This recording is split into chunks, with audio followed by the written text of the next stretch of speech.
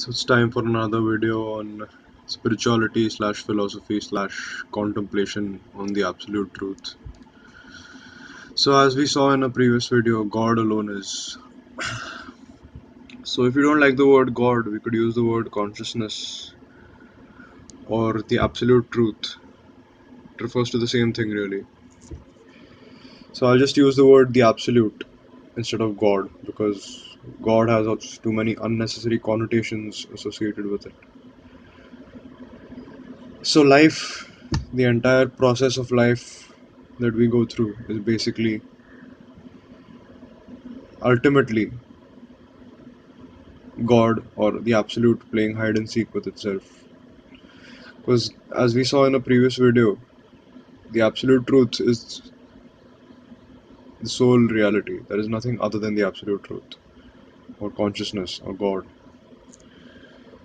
All apparent objects, all perceptions, sensory perceptions, mental objects like thoughts and impressions and you know higher dimensional perceptions which are outside the five senses.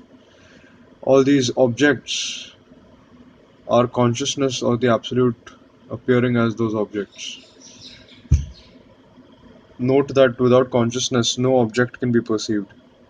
Nothing can be heard, seen, tasted, smelt, or felt without consciousness.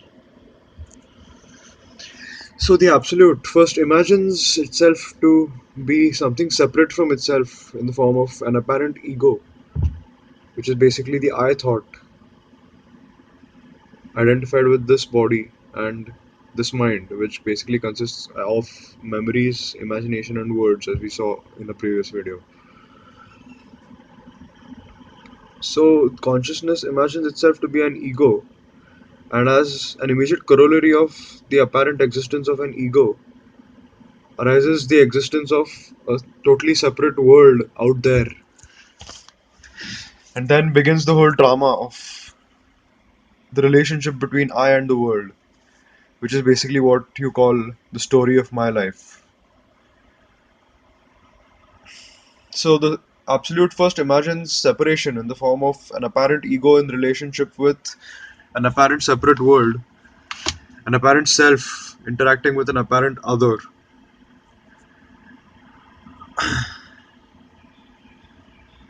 And subsequently, the absolute undertakes a quest to end that separation and attain union or yoga. The word yoga means union. So it's the union of self and other, basically. It's cosmic consummation, for lack of a better way to put it. So in actuality, both the apparent separate ego and the apparent world are the absolute appearing as the ego and the world.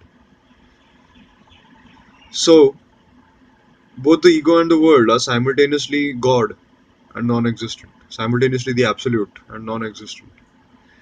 Because neither the ego nor the world has any separate reality from the absolute.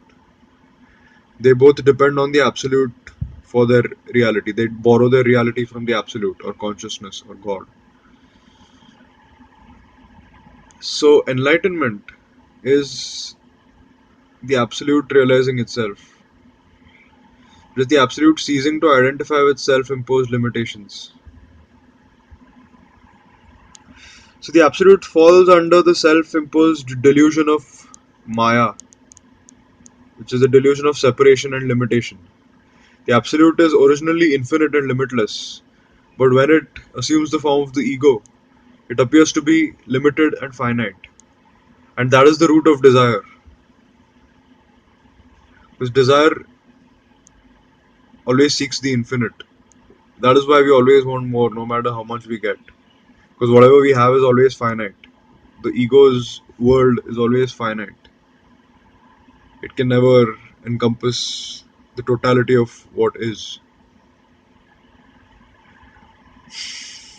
So the absolute falls under the self-imposed delusion of separation and limitation, which we can call Maya. And subsequently, via an epic quest, an intense quest, through space and time that profoundly tests the body and the mind, the Absolute extricates itself from the delusion and the hypnosis of Maya. And it is realized that the Absolute is the sole reality, which is appearing as the cosmos and playing as Maya. And this is realized by the Absolute, which is alone aware, and which is alone perceived, no matter what object is perceived, sensory or mental. So this is realized by the Absolute.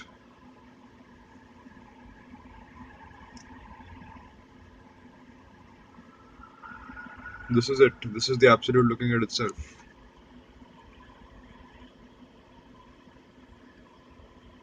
In this particular case, as this guy talking into this phone, but also as you listening to this guy talking into this phone. So the Absolute in the form of you is looking at the Absolute in the form of this guy talking into the phone.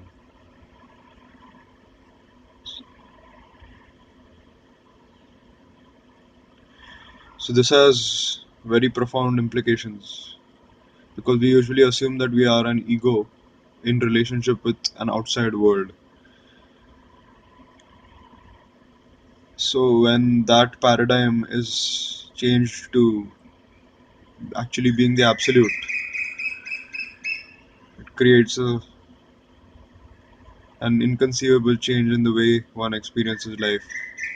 We'll talk about that in the next video.